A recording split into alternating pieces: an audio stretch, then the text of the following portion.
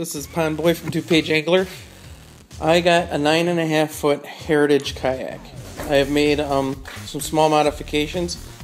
First I added an anchor trolley that goes all the way from the front to the back.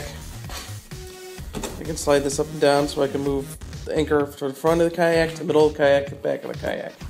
I then added some storage, milk crate, 3 rod holders, carabiner clips with rope so I can't lose my rods. I have $3 horn, sponge to sponge up extra water, anchor obviously.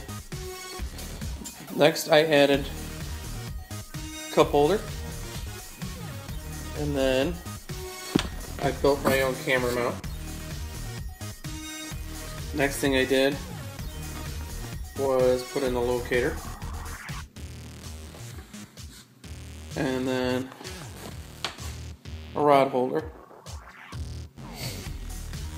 So with all these modifications, I now have room to technically hold 1, 2, 3, 4, 5 rods at any given time.